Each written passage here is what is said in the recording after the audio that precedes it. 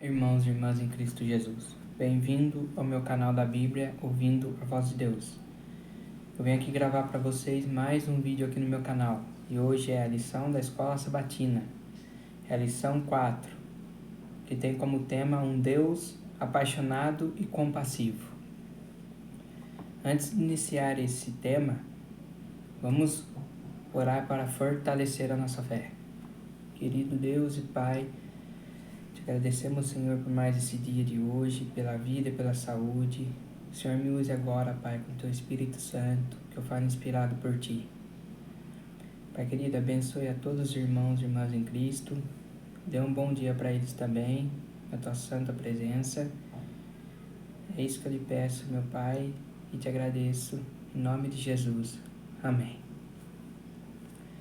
Então, meus queridos irmãos e irmãs em Cristo, eu peço a ajuda de vocês para se inscrever no meu canal Ouvindo a Voz de Deus.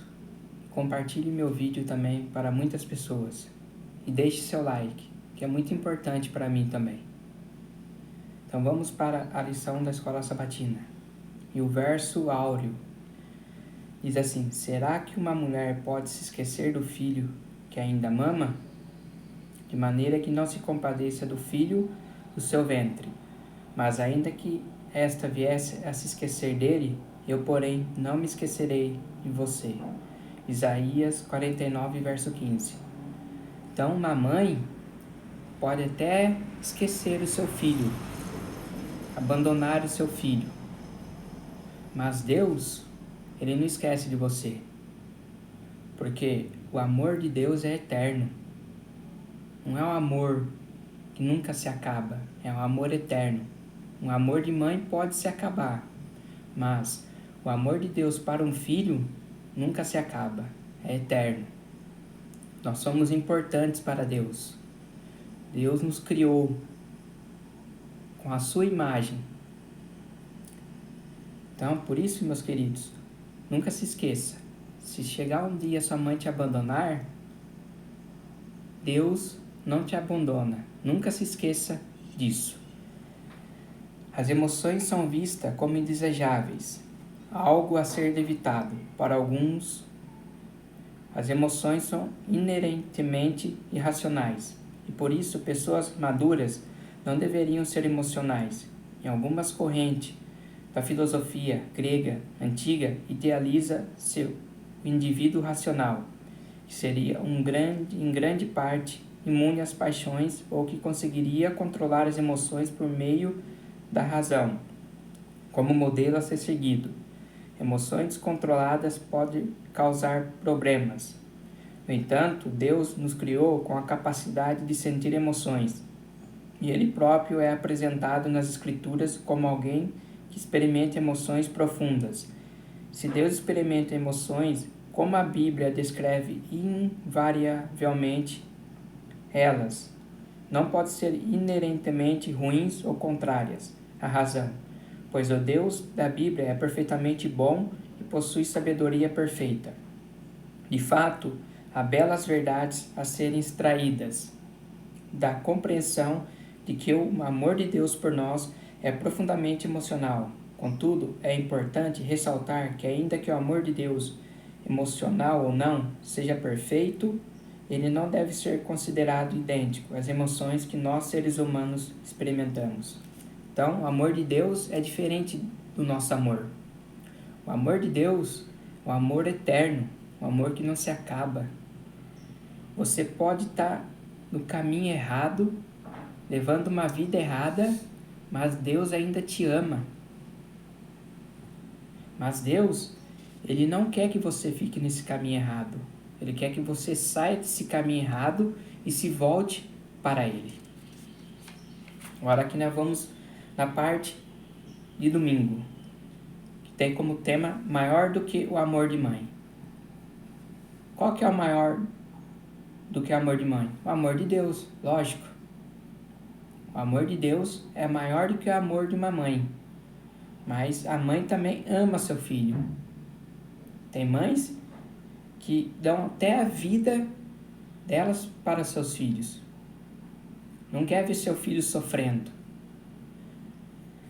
Provavelmente o amor mais impactante é o amor dos pais pelos filhos. A Bíblia utiliza a imagem do relacionamento entre pais e filhos para ilustrar a extraordinária compaixão de Deus pelos seres humanos, destacando que sua compaixão ultrapassa até mesmo a mais profunda e bela expressão humana dessa emoção. Vamos ler Salmos 103, verso 13, Isaías 49, 15, Jeremias 31, 20. O que essas imagens transmitem sobre a natureza e profundidade da compaixão de Deus? Vamos ler Salmos 103, verso 13.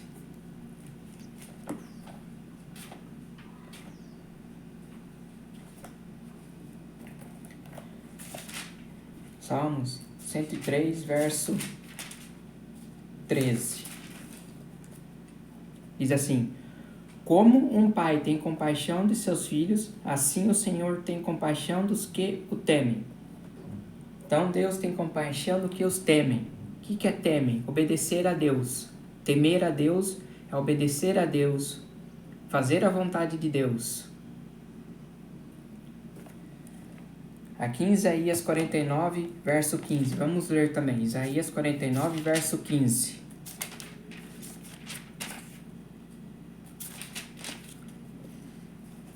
Que na minha Bíblia diz assim: Haverá mãe que possa esquecer de seu bebê ainda que mama, e não ter compaixão do filho que gerou?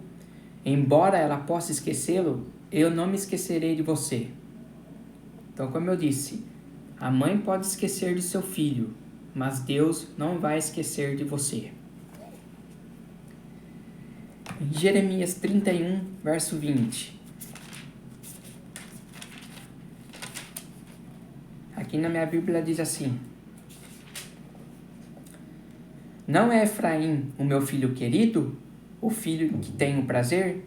Cada vez que eu falo sobre Efraim, mais intensamente me lembro dele. Por isso, com ansiedade, o tenho em meu coração. Tenho por ele grande compaixão, declara o Senhor. Então Deus aqui em Jeremias 31, verso 20, Deus falou que tem compaixão de Efraim. O que é ter compaixão? Pegar o que Efraim está sentindo. Isso é ter compaixão. Ter compaixão é você pegar o que a pessoa está sentindo, pegar para você, ajudar a pessoa. Isso é ter compaixão. E Deus tem compaixão de nós. Deus quer pegar os seus problemas para Ele. Deus quer resolver para vocês. Basta você colocar a sua fé em Deus e acreditar em Deus e crer em Deus, aceitar a Deus, que Deus vai resolver o seu problema. Deus se relaciona conosco como seus filhos amados, cuidando de nós com o mesmo amor que pais têm por seus filhos. No entanto, ainda que uma mãe se esqueça do seu bebê que ainda mama, ou não tenha compaixão do filho que gerou, Deus jamais se esquecerá dos seus filhos. Então lembre-se, Deus nunca vai te esquecer de você. Deus sempre vai lembrar de nós. A palavra hebraica usada em outros textos bíblicos é Hayan, que geralmente é traduzida como compaixão ou misericórdia, e descreve um amor generoso e compassivo de Deus. Ela provavelmente tem origem no termo hebraico para útero, que é rein. Assim, a compaixão de Deus pode ser comparada ao profundo amor materno, que nasce do íntimo no íntimo. Na verdade, é infinitamente maior do que qualquer compaixão humana, incluindo a mãe por seu filho recém-nascido. Deus descreve o povo da aliança como meu filho querido e o filho das minhas delícias. Apesar das suas muitas rebeliões, Deus declara, o meu coração se comove por ele, e dele certamente me compadecerei. O termo traduzido como me compadecerei refere-se à compaixão, Hayan, divina. A expressão o meu coração se comove pode ser traduzida literalmente como minhas entranhas rugem. Essa descrição vem de uma linguagem enraizada profundamente nas entranhas da emoção divina, retratando a profundidade do amor de Deus por seu povo. Apesar da infidelidade do povo, ele concede sua compaixão além de todas as expectativas. Vocês entenderam isso? Por mais errado que você esteja, andando nos caminhos errados, ainda Deus tem compaixão de nós. Dá para vocês entenderem o amor de Deus? Eu não consigo entender o amor de Deus por nós. É um amor eterno, um amor que nunca se acaba. Vamos para a parte de segunda-feira. Amor angustiante. O que é um amor angustiante? O livro de Oséias encara incalculável profundeza do amor de Deus por seu povo. Ele ordenou ao profeta Oséias: vai e case com uma prostituta e tenha com ela filhos de uma prostituta, porque a terra se prostituiu, desviando do Senhor.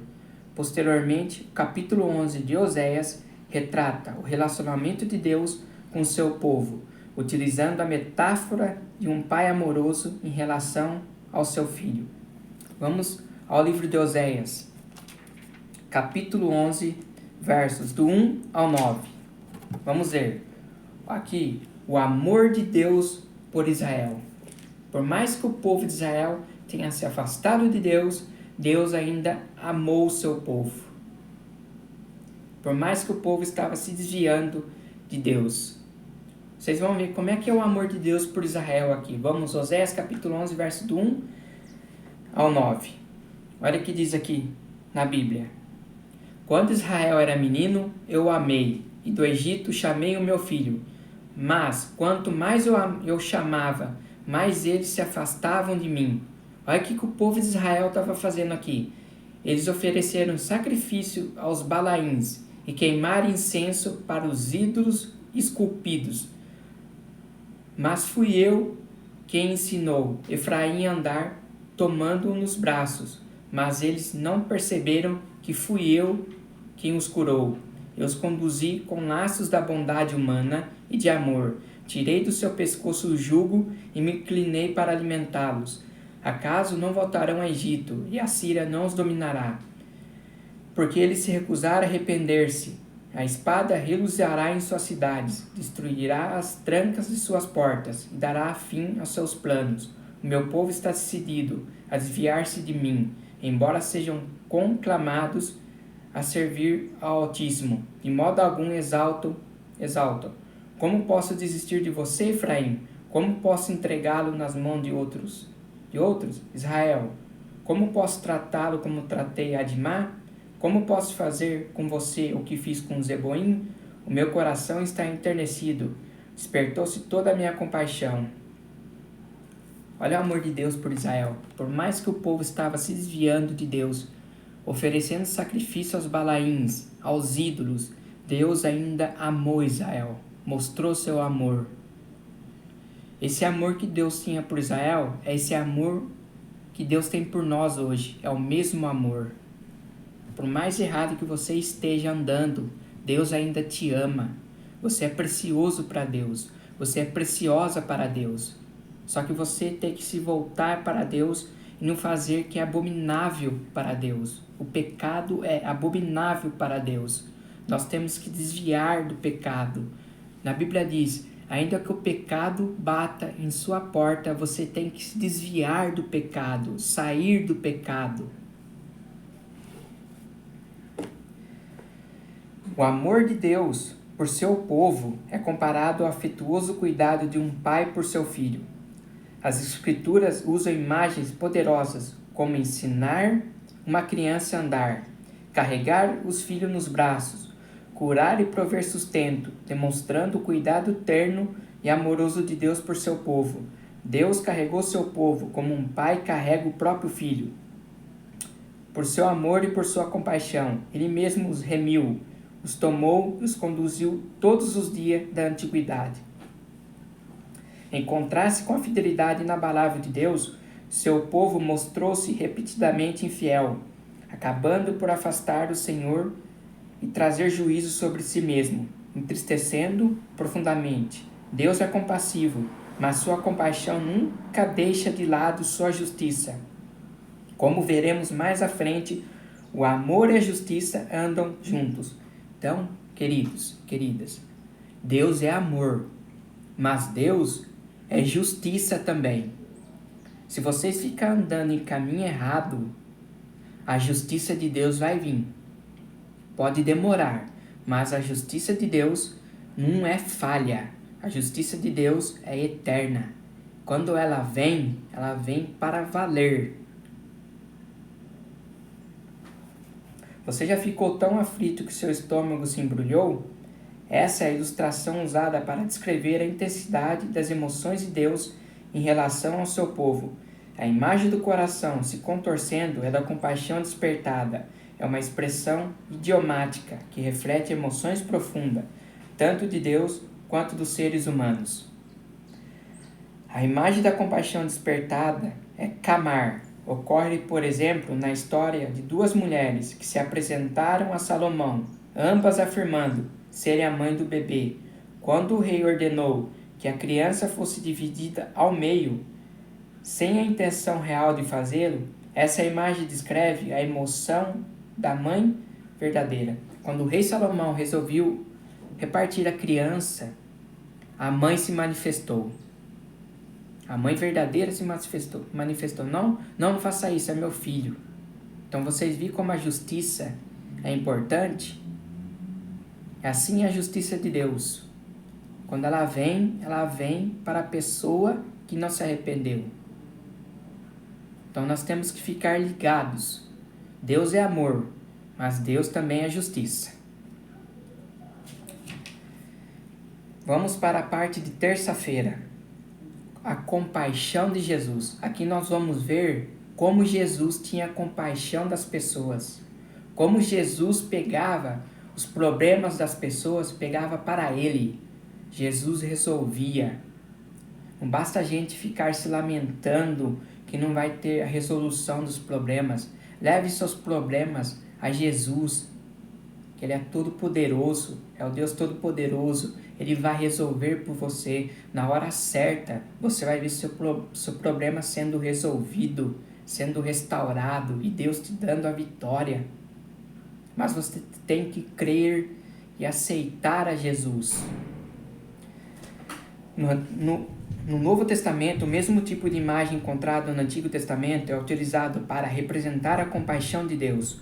Paulo se refere ao Senhor como Pai de misericórdias, o Deus de toda consolação. 2 Coríntios 1:3. Em Efésios 2:4, ele diz que o Deus é rico em misericórdia e redime aos seres humanos por causa do grande amor com que nos amou.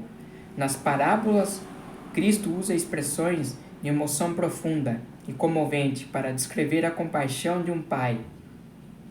A mesma linguagem que descreve a compaixão divina no Antigo Testamento e no Novo Testamento utiliza nos Evangelhos, de modo mais específico para representar as ações compassivas de Jesus diante dos sofredores. Aqui em Mateus 9:36, 14:14, Marcos 1:41, 6:34, Lucas 7:13. Veja também Mateus 23:37, como esses versos bíblicos revelam a sensibilidade de Cristo diante da situação das pessoas. O texto bíblico que eu vou escolher para vocês é Lucas 7:13. Depois vocês leiam aí nas suas Bíblias, parem o meu vídeo e leiam Mateus 9:36, Mateus 14:14, Marcos 1:41 e Mateus 23:37. Eu vou ler com vocês aqui Lucas capítulo 7, verso 13. Se eu ficar lendo todos esses versos aqui, vai ficar longo o meu vídeo. Então eu escolhi Lucas capítulo 7, verso 13. Abra sua Bíblia aí em Lucas 7:13. Vamos ler essa passagem. Você vai ver aqui a compaixão de Jesus que ele tinha com as pessoas. Lucas 7:13. Olha o versículo 13. Ao vê-la, o Senhor se compadeceu dela e disse: não chore. Aqui no título tem Jesus ressuscita o filho de uma viúva. Aqui conta a história de uma viúva que ela tinha perdido seu filho, seu único filho. Imagine o desespero daquela mãe, vendo seu filho morto. Imagine o que essa mãe fez. Ela correu atrás de médicos, fez de tudo por seu filho. E não conseguiram curar o seu filho, os médicos. Jesus estava vindo para a cidade de Naim. E quando Jesus chegou naquela cidade, ele viu aquela mulher, aquela mãe chorando. E Jesus chega perto dela e fala assim: não chores, olha a compaixão de Jesus. Jesus pegou aquele problema daquela mãe, aquele problema que não tinha resolução para médico nenhum. Mas Jesus chegou, os médicos dos médicos, o que tem poder sobre a morte, e falou para aquela mulher: não chores, mulher. O que aconteceu? Ela falou: olha, meu filho morreu, meu único filho. Jesus saiu de perto daquela mãe e foi até o cortejo fúnebre. Quando Jesus chega naquele cortejo, ele manda parar. E pararam. Todo mundo ficou olhando para Jesus. Jesus chega perto do caixão que estava levando aquele menino, aquele jovem. Ele chega perto daquele jovem e fala assim: jovem, eu te ordeno que levante. Naquele exato momento, quando Jesus falou isso, aquele jovem levantou. E Jesus pegou aquele jovem e levou até a sua mãe. Jesus devolveu àquela mãe a esperança, a felicidade. Aquela mãe voltou a sorrir. Olha o problema que aquela mãe estava passando, sentindo. E Jesus resolveu. O problema que você está passando, Jesus resolve para você. O impossível que você não consegue resolver, que aquela mãe não conseguiu resolver, que é a morte, Jesus resolveu para ela. E Jesus, quando voltar a esta terra, ele vai ressuscitar os mortos que morreram nele. Vai acontecer a ressurreição dos mortos, na volta de Jesus. Então, aquele ente querido que você perdeu, você vai vê-lo de novo. Vai ser uma alegria para nós encontrarmos os amigos, os entes queridos que nós amávamos. Que nós amávamos quando Jesus voltar aqui. Nos evangelhos repetidas vezes é dito que Cristo era movido pela compaixão diante das pessoas que enfrentavam aflições ou necessidades. E ele não apenas sentia compaixão, mas também atendia às necessidades das pessoas. Além disso, Jesus também lamentava por seu povo. Imaginamos as lágrimas em seus olhos, enquanto ele olhava para a cidade e dizia: quantas vezes eu quis reunir seus filhos, como a galinha junta seus pintinhos debaixo das asas, mas vocês não quiseram. Aqui vemos que o lamento de Cristo está intimamente relacionado ao que é descrito a respeito de Deus. Em todo o Antigo Testamento, muitos estudiosos da Bíblia observavam que a imagem de uma ave cuidando de seus filhos era usada apenas em relação às divindades. No Antigo Oriente Próximo,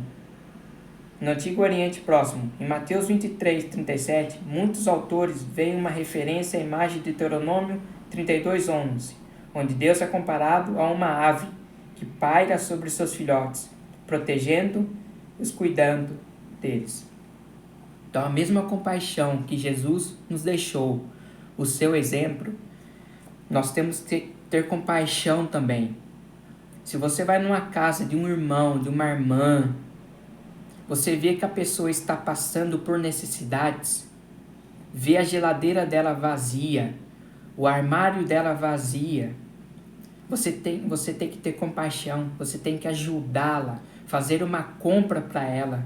Não chamar ela: vem aqui, eu vou fazer uma oração para você. Não, Deus quer ação. Que diz a palavra oração? Oração, ação, agir, ajudar. Depois que você ajudar a pessoa, você vai e fala da palavra de Deus para ela. É assim que Cristo deixou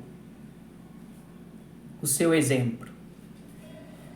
Agora, na parte de quinta-feira, um Deus ciumento e um ponto de interrogação. É uma pergunta: será que Deus é ciumento?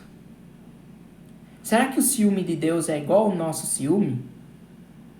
Será que a Bíblia fala que o ciúme de Deus é igual ao nosso? Vamos ver aqui. A expressão Deus compassivo vem de El Raum, que é em Deuteronômio 4, verso 31, em que El significa Deus, e Raum está ligado à palavra que significa compaixão. Raam, no entanto, o Senhor é chamado não apenas de Deus compassivo, mas também de Deus zeloso, ou mais literalmente, Deus ciumento, que é Eucana. O Senhor, o Deus de vocês, é fogo consumidor e Deus zeloso. Então aqui a Bíblia está nos dizendo que Deus não é ciumento, Deus é zeloso. Deus zela por nós. Deus, ele é fogo consumidor também. Para aquelas pessoas que não se arrependerem, vão ser consumidos. Vai acontecer isso. Mas Deus, ele quer o nosso zelo. Ele zela por nós. Aqui, pergunta 4. Paulo diz que o amor não arde em ciúmes. 1 Coríntios 13, 4. Como então o Senhor pode ser ciumento? Leia 2 Coríntios 11, 2. Considere a forma como o povo de Deus foi infiel a ele ao longo da história. Que luz essas passagens lançam sobre a ideia do ciúme divino? Vamos ler 2 Coríntios 11, 2.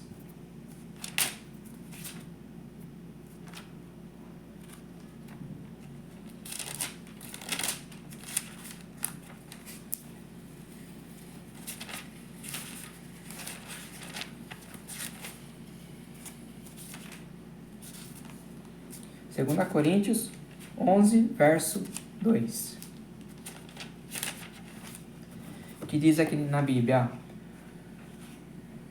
o zelo que eu tenho por vocês é um zelo que vem de Deus. Eu os prometi ao único marido, Cristo, querendo apresentá-los a Ele como uma virgem pura. Então a Bíblia diz aqui o zelo que Deus tem por nós. Então Deus, ele zela por você. Deus fica triste quando você se afasta dele, quando você comete pecados, coisas erradas. Aí Deus fica com ciúmes de você. Esse ciúmes de Deus é um zelo que ele tem por você. Deus não gosta de ver seus filhos andando em caminhos errados. Quando você faz isso, Deus se entristece. O ciúme de Deus é mal interpretado quando afirmamos que um parceiro é ciumento. Isso não é elogio. O termo ciúme tem sentido negativo. No entanto, na Bíblia, o ciúme divino não é associado a algo negativo, mas o zelo justo de um marido amoroso que busca fidelidade e um relacionamento exclusivo com sua esposa. Embora exista um tipo de ciúme contrário ao amor, 1 Coríntios 13, 4, de acordo com 2 Coríntios 11, 2, existe um ciúme bom e justo. Paulo se refere a ele como ciúme que vem de Deus. O ciúme divino é exclusivamente e sempre justo, podendo ser entendido como amor apaixonado de um Deus por seu povo. A paixão caná de Deus por seu povo decorre do seu profundo amor por ele. O Senhor deseja um relacionamento exclusivo com seu povo. Somente ele deve ser nosso Deus. No entanto, o Senhor é descrito como um cônjuge desprezado, cujo amor não é correspondido. Assim, o ciúme ou zelo de Deus sempre é justificado, pois é uma reação à infidelidade e à iniquidade das pessoas. O ciúme ou amor apaixonado de Deus não possui nenhuma das conotações negativas do ciúme humano. Nunca se trata de inveja, mas sempre da paixão justa e apropriada de Deus por um relacionamento exclusivo com seu povo e para o bem deste. Então Deus, ele zela por nós, mas Deus, quando você o afasta dele, ele fica triste Deus abomina a pessoa que faz coisas erradas. Pecado. Isso é sério. Esse é o ciúmes de Deus. O zelo que Ele tem por nós. Quinta-feira. Compassivo e apaixonado. Deus é compassivo e apaixonado. E essas emoções divinas são exemplificadas de formas supremas em Jesus Cristo. Deus se compadece de nós. Isaías 63, verso 9 e Hebreus 4:15. É tocado pelo sofrimento de seu povo. Está disposto a ouvir, responder e oferecer conforto. Então, Deus, quando você está sofrendo, Deus também é tocado pelo seu sofrimento. Ele quer te ajudar. Ele quer te dar o conforto. Por isso que eu falo, meus queridos, converse com Deus. Fale dos seus problemas para Ele. Fale que você está sofrendo, que você está passando, que você está sentindo. Deus está pronto para oferecer conforto para você. Agora nós vamos ver 1 Coríntios 13, versículo 4 e 8. Como esse texto nos convida a refletir o amor compassivo de Deus em nossos relacionamentos com os outros. Vamos ver 1 Coríntios, capítulo 13, versos do 4 ao 8. Olha o que diz aqui. O amor nunca se parece. Versículo 4, quer dizer, o amor é paciente, o amor é bondoso, não inveja, não se vangloria, não se orgulha, não maltrata, não procura seus interesses, não se ira facilmente, não guarda rancor. O amor não se alegra com a injustiça, mas se alegra com a verdade. Tudo sofre, tudo crê, tudo espera, tudo suporta. O amor nunca perece, mas as profecias desaparecerão, as línguas cessarão, o conhecimento passará, pois em parte conhecemos, em parte profetizamos. Então nós vemos que aqui o amor não é ciumento, o amor não se ira, o amor é bondoso, o amor não se vangloria, não se orgulha. Assim que é o amor de Deus por nós.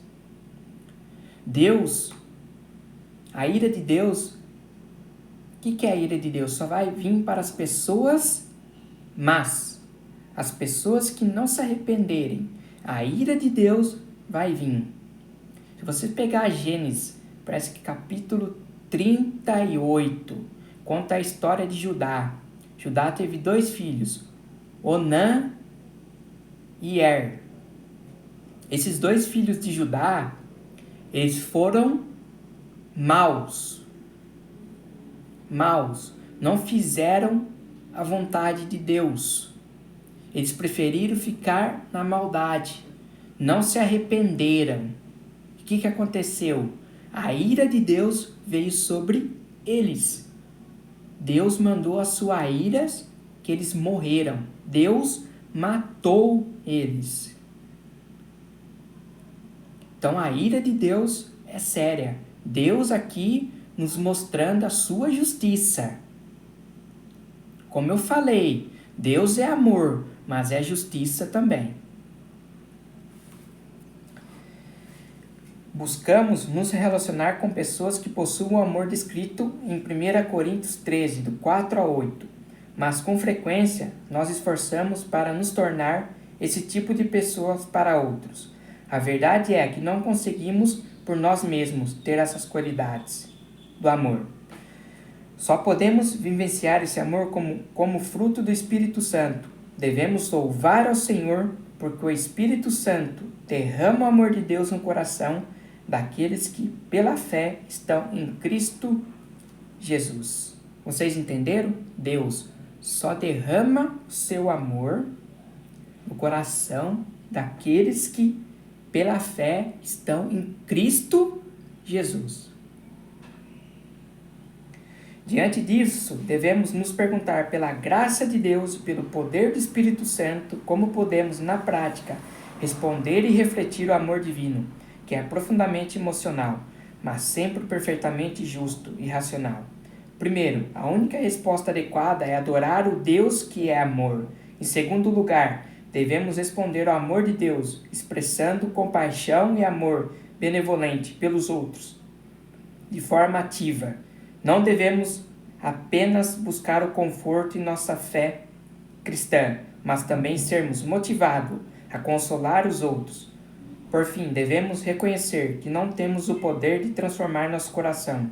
Somente Deus pode fazê-lo. Somente Deus pode transformar o seu coração, o meu coração. Nós não conseguiremos transformar o nosso coração por nós mesmos. Somente Deus.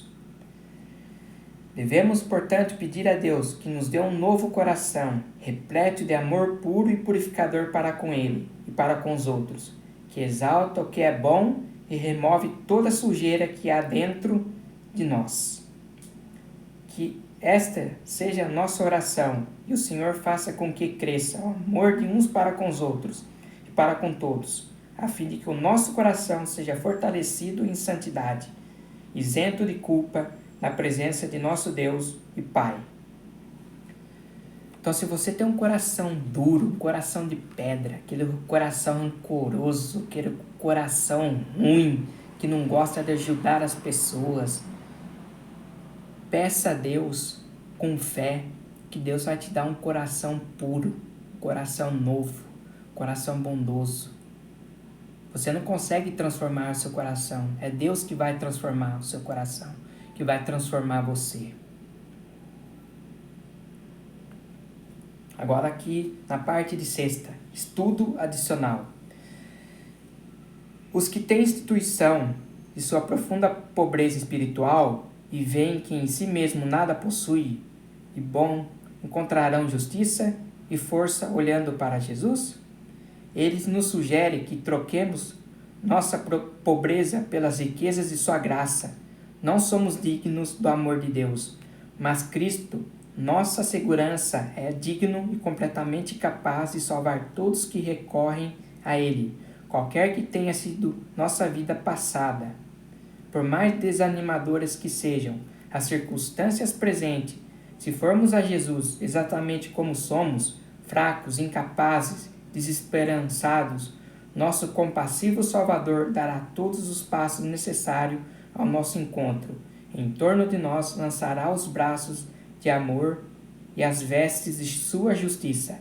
Ele nos apresenta ao Pai trajados nas vestes brancas de seu próprio caráter.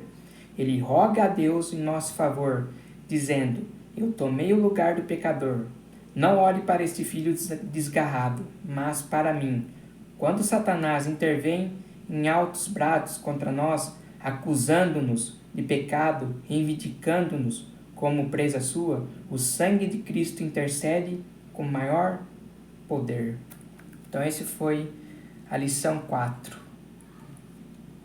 A lição 4, que tem como tema um Deus apaixonado e compassivo. Aqui nós estudamos como Deus tem compaixão de nós, como Deus nos ama. Mas lembre-se, se você andar em caminhos errados, Deus te ama. Deus está sempre do seu lado. Por mais que uma mãe se esqueça do seu filho, Deus não vai esquecer de nós. Vamos orar, agradecendo essa lição 4. Um Deus apaixonado e compassivo. Vamos pedir a Deus que Deus coloque o seu amor em nós, que nós possamos colocar em prática o que nós aprendemos aqui. Querido Deus e Pai, te agradecemos, Senhor, por esse amor que o Senhor tem por nós. Que o Senhor nos ajude, Pai, a colocar esse amor em nós.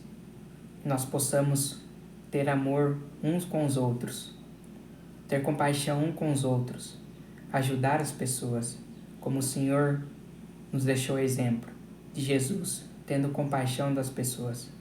Por onde Jesus passava, Ele tinha compaixão, Ele ajudava as pessoas.